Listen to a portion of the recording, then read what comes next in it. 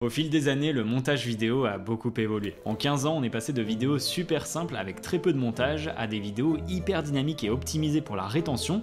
Entre les deux, on a connu les vlogs, puis les vidéos de voyage remplies de smooth zoom et de transition luma-fade. Depuis 2024, j'ai l'impression que l'audience sature un peu des vidéos qui sont trop montées et que le côté organique et très authentique est en train de revenir. C'est une très bonne chose. Dans cette vidéo, je vais vous partager 9 tendances que j'ai identifiées et qui, à mon avis, sont assez intéressantes à implémenter, que ce soit dans vos vidéos perso pour vos réseaux ou dans vos vidéos clients si vous êtes monteur pro. Ces tendances sont applicables sur tous les logiciels de montage et on va y aller de façon logique en partant des techniques les plus simples et en allant progressivement vers des choses un peu plus complexes. D'ailleurs, la dernière est assez révolutionnaire. Tendance numéro 1, l'importance de la typographie. Je sais pas si vous l'avez remarqué, notamment sur Instagram, mais depuis quelques mois, de plus en plus de créateurs jouent avec des typographies qui sortent de l'ordinaire. Ce qui se fait de plus en plus, c'est d'avoir deux polices, une qui est assez classique et facilement lisible, et une plus créative pour amplifier certains mots. Depuis quelques mois, j'ai l'habitude de faire ça dans mes contenus, avec du Helvetica pour les sous-titres normaux, et de temps en temps, j'utilise une police plus manuscrite et légère pour mettre en valeur des mots importants. Pour aller un peu plus loin, on peut aussi jouer sur le placement du texte, et ça m'amène à la tendance numéro 2, qui est de créer des interactions entre l'image et l'habillage. Ce que ça signifie, c'est que plutôt que d'avoir un plan vidéo et par-dessus un habillage, donc par exemple des titres ou du motion design,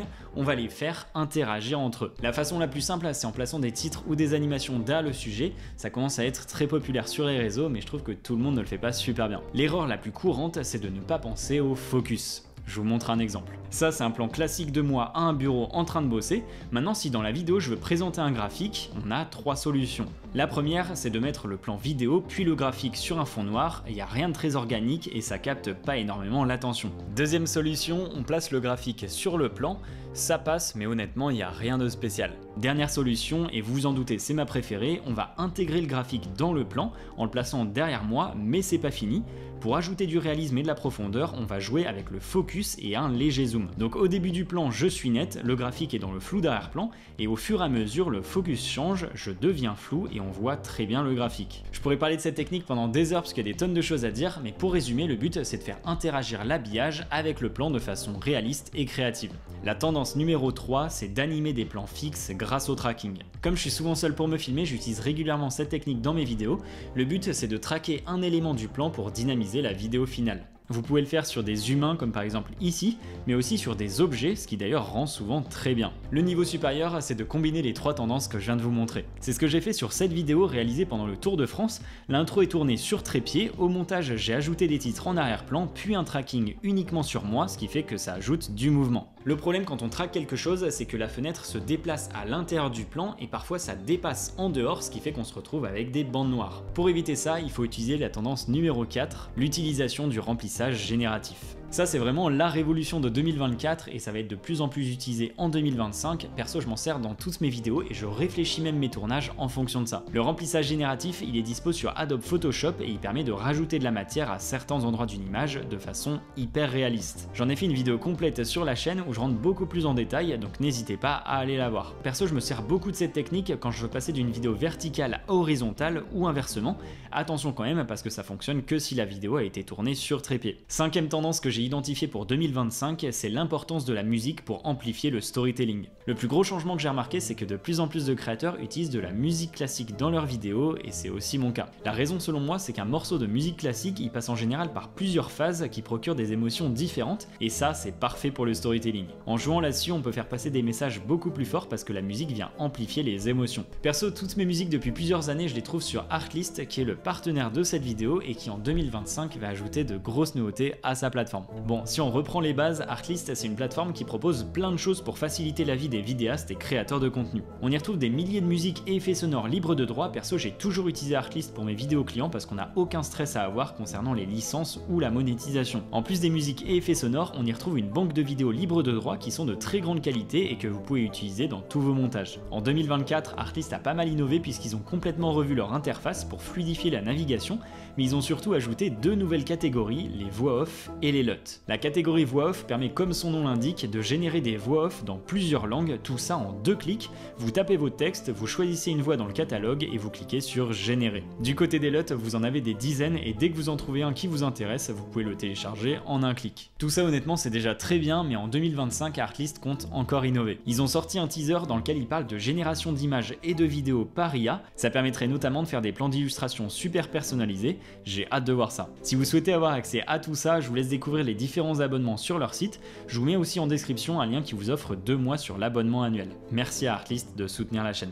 On passe maintenant à la tendance numéro 6 qui concerne la colorimétrie. Ces dernières années, beaucoup de créateurs sont passés sur DaVinci Resolve, le logiciel ultime pour faire de la colorimétrie, et la conséquence que ça a, c'est qu'on voit de plus en plus de vidéos qui ont de très belles couleurs, une bonne dynamique et surtout un vrai style. En 2025, plus que jamais, il faut donc penser à travailler sa colorimétrie. Je vous affiche 3 chaînes que je recommande pour se former sur le sujet, n'hésitez pas à aller les voir. Je l'ai déjà dit dans une précédente vidéo, mais une chose que j'entends très rarement et que pourtant j'applique à tous mes plans, c'est les masques. Ils permettent vraiment de mettre en valeur un sujet et d'ajouter de la profondeur à son image. Donc si j'ai un conseil à vous donner, c'est de ne pas hésiter à en ajouter à vos plans pour diriger l'œil du spectateur là où vous voulez. On passe à la tendance numéro 7 qui est d'intégrer le clonage à votre storytelling. Le clonage ça peut sembler très gadget et inutile alors qu'au contraire ça peut vraiment enrichir une vidéo. C'est une technique que j'utilise de temps en temps aussi bien dans mes formats courts que dans mes formats longs et je suis pas le seul puisque d'autres créateurs ont recours au clonage dans leurs vidéos quand ça apporte vraiment quelque chose. Imaginez que dans mon script je parle de la vie de freelance en disant que parfois c'est compliqué parce qu'il faut gérer beaucoup de choses, que ce soit le démarchage, les prestations clients, la comptabilité, la communication sur les réseaux pour se faire connaître, bref, plein de choses. Pour illustrer tout ça, si je mets plusieurs plans qui s'enchaînent, oui ça fait le job, mais c'est rien à côté du clonage. Quand on apparaît en plusieurs exemplaires sur un même plan, le message passe beaucoup mieux. Là pour l'exemple, on se rend compte que effectivement la vie de freelance n'a pas l'air de tout repos. Tendance numéro 8 pour 2025, le motion design minimaliste. Je vais pas trop m'attarder là-dessus parce que je pense que c'est assez clair. Dans certaines vidéos où on parle de chiffres et de stats, c'est toujours bien d'avoir des illustrations simples à comprendre et esthétiques. Bon, il y a quand même un problème, c'est que le motion design c'est un métier à part entière, je suis pas du tout expert là-dedans, donc quand je vais ajouter des animations, soit je vais sur Motion Array qui propose plein de templates et de titres animés, soit je vais sur Jitter qui est un site que j'ai découvert récemment. Dessus vous avez pas mal de templates que vous pouvez utiliser, c'est un peu le Canva du motion design et pour les vidéos clients ou pour les vidéos perso, vous pouvez facilement obtenir des choses sympas. Je vous mets en description de toute façon les liens vers les différents outils que je mentionne. La 9e et dernière tendance que j'ai identifiée pour 2025, celle-là est clairement révolutionnaire et déjà exploitable, c'est la génération de vidéos avec l'IA. Cette tendance honnêtement, avant la semaine dernière, j'y aurais pas du tout pensé parce que pour moi les vidéos IA sont pas encore au point, sauf que je suis tombé sur une vidéo de divertissement qu'il a hyper bien utilisée et ça marchait très bien pour raconter leur histoire un peu en mode dessin animé. Pour faire ce type de vidéo, vous pouvez utiliser Sora de OpenAI, il vous faudra un VPN parce qu'en France c'est pas encore autorisé. Vous avez juste à taper un prompt et à choisir les paramètres de la vidéo, ensuite ça vous générera quelque chose qui honnêtement n'est pas réaliste, mais pour illustrer des histoires c'est parfois mieux que des photos ou des vidéos libres de droit. Bon et vu ce que Artlist vient d'annoncer, je pense que la génération de vidéos par l'IA va bien se développer en 2025. Voilà pour cette vidéo sur les dernières tendances de montage, j'espère qu'elle vous aura été utile, si c'est le cas vous pouvez mettre un petit like, n'hésitez pas aussi à laisser en commentaire d'autres tendances que j'aurais pas forcément cité dans cette vidéo et on se retrouve très vite sur la chaîne.